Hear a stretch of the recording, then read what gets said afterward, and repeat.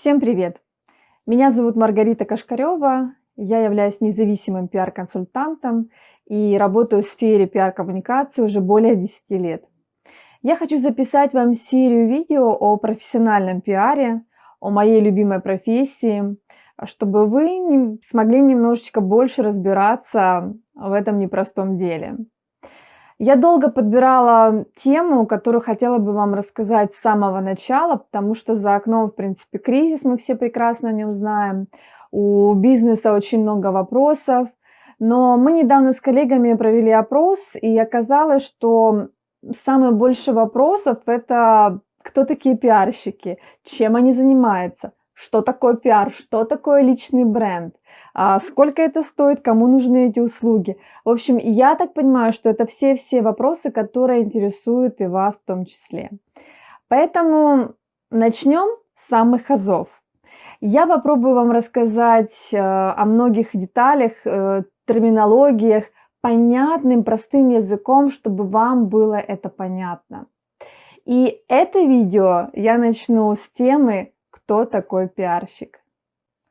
Пиарщик, пиар-специалист, пиар-менеджер, менеджер по связям с общественностью, менеджер информационных технологий, менеджер по коммуникациям, паблисти, специалист по пиару. Все эти названия относятся к специалистам, работающим в пиар-сфере. На самом деле пиарщик – это не какая-то там эфемерная профессия, эфемерный человек, который имеет волшебную таблетку. Это специалист, который работает над формированием общественного мнения. Это специалист, который работает над поддержанием положительного имиджа и созданием и поддержкой репутации. Неважно, кто является заказчиком. Это может быть частное лицо, персональный пиар, личный бренд. Это может быть бизнес, это может быть политики, политические партии в том числе. Это могут быть инвестиционные компании, я их немножечко отдельно выделяю от бизнеса. И это могут быть, конечно, благотворительные фонды и общественные организации. Во всех этих сферах на сегодняшний день просто уже необходим пиар. Пиар-специалисты могут работать как внутри компании, так и в пиар-агентствах. На сегодняшний день еще распространена такая практика, когда пиар-специалист может предоставлять свои услуги на аутсорсинге.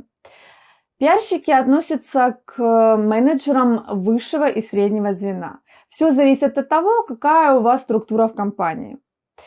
Пиарщики способствуют установлению взаимопонимания между компанией и общественностью. Точно так же между частным лицом-заказчиком и общественностью. Пиарщики становятся некими такими переговорщиками, посредниками. Иногда их еще называют адвокатами бренда. Пиар-специалисты налаживают общение и сотрудничество внутри коллектива, налаживают общение с наблюдательным советом компании, если таковое имеется. Налаживает сотрудничество с партнерами, с поставщиками, с инвесторами, со спонсорами. Точно так же они взаимодействуют с представителями СМИ, с журналистами, с органами власти и с лидерами мнений. Чаще всего пиарщики отвечают за креатив и продвижение компании или частного лица. Все, что касается маркетинга, рекламы, дизайна и других сфер, все проходит через некое профессиональное сито пиарщика, чтобы увидеть заранее, будут ли все эти действия полезны в будущем и какие результаты они смогут принести, как они будут влиять на людей, те или иные рекламные подходы. Наша задача не просто донести информацию людям, этим занимается реклама. Наша задача посеять в сознании людей некие мысли, некие задачи, которые нам необходимы.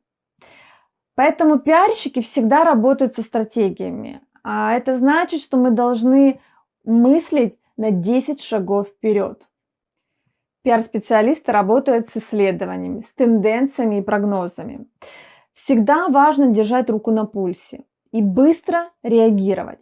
как на позитивные новости, так и на негативные ситуации. Все бывает в нашей профессии.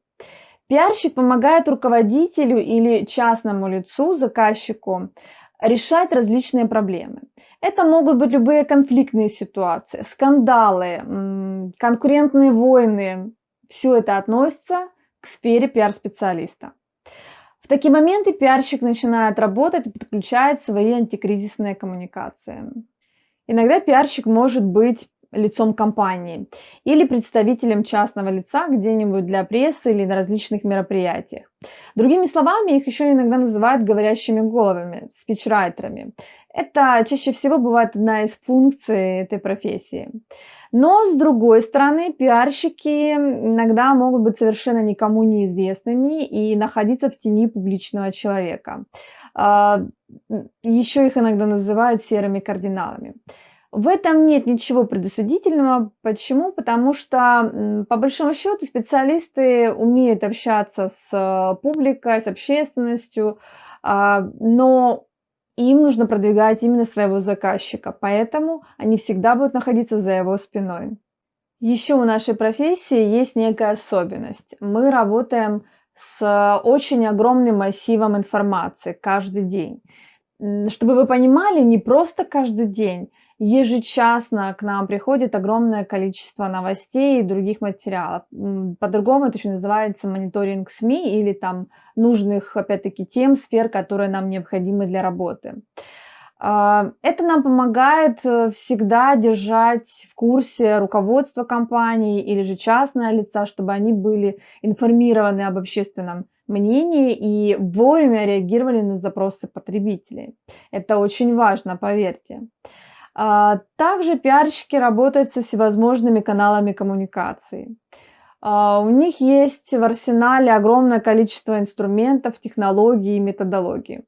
И если ситуация требует новых подходов, то всегда разрабатываются какие-нибудь новые решения, появляется новый опыт и новые авторские кейсы. У меня, например, уже точно есть десяток, например, авторских методологий, которые я использую в своей профессии.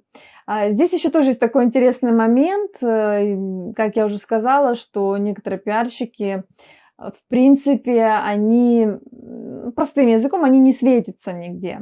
А почему это нужно? Потому что, как у художников, музыкантов и других людей из других профессий есть некий стиль, некий почерк. Точно так же вот и в нашей профессии иногда можно не знать, кто стоит за человеком, за публичной персоной, но можно угадывать стиль работы пиарщика. К сожалению, так сложилось, что из-за незнания или из-за непонимания, чем должен заниматься пиарщик, во многих компаниях на пиар-специалистов возложены функции совершенно других профессий. Здесь важно понимать, что пиарщик это не журналист, это не маркетолог в чистом виде, это не СММщик. Но, конечно, иметь знания во всех этих сферах пиар-специалист обязан. И не просто во всех этих 3 сферах, которые я перечислила сейчас, а, конечно, намного-намного больше. Об этом я расскажу в своих следующих видео, конечно. Но мы всегда знаем, и вот все пиарщики в основном, те, кто давно в этой профессии, они знают, что на плечах пиарщика лежит огромная ответственность за отношение общества к компании или вот к частному лицу, которое является заказчиком. Это такой очень важный момент понимать о том, что это вот, понимаете, как бы партнерские отношения всегда. И пиарщик несет действительно вот свою долю ответственности за то, что будет думать общество о бизнесе или о конкретном человеке. С одной стороны, это очень творческая работа, действительно, и она требует постоянного поиска новых решений. Но с другой стороны, здесь всегда необходимы нестандартные подходы и мгновенное реагирование на смену тактики. И напоследок мне хотелось бы дать несколько рекомендаций начинающим пиар-специалистам. Первое. Любая наша работа должна быть основана на этических нормах общения. Это очень важно. Постарайтесь это запомнить и любые свои действия, любые свои намерения переваривать, пересматривать через призму своей этики. И второе, это то, что независимо от того, какие задачи ставит перед вами заказчик, всегда необходимо в первую очередь служить интересам общественности. Не бойтесь переубеждать своих клиентов, если вы видите, что некоторые намерения могут нанести вред или привести к беде. Помните, что у каждого пиар-специалиста есть своя репутация. На сегодня все. В следующем видео я расскажу вам, что такое пиар и что такое связи с общественностью, с чем мы вообще имеем дело. Я попробую раскрыть вам самые интересные детали в нашей профессии. Подписывайтесь на мой канал, и если у вас есть любые вопросы, пишите в комментариях. На самые интересные я обязательно отвечу.